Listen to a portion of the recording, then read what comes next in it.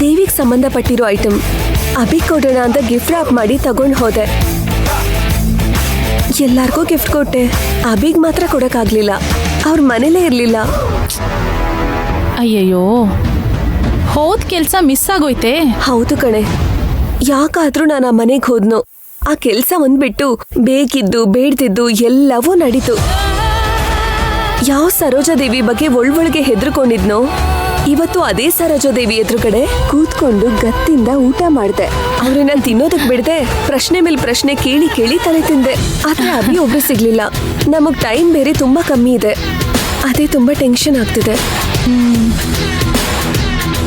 ದೇವ್ರು ಯಾವುದೋ ಒಂದು ಲೆಕ್ಕ ಇನ್ನೂ ಉಳಿಸಿದಾನೆ. ಅದಕ್ಕೇನೆ ನಿನಗೆ ಅಭಿನ ನೋಡೋಕ್ಕಾಗ್ಲಿಲ್ಲ.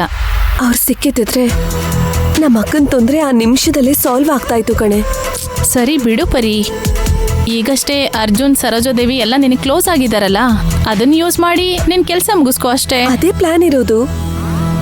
ಆ ಸರೋಜಾದೇವಿ ನಾನು ಅವ್ರ ಮನೆಗ್ ಸೊಸೆ ಆಗ್ತೀನಿ ಅನ್ನೋ ಕನ್ಸಲ್ಲಿ ನನ್ನ ಚೆನ್ನಾಗಿ ಮಾತಾಡಿಸಿದ.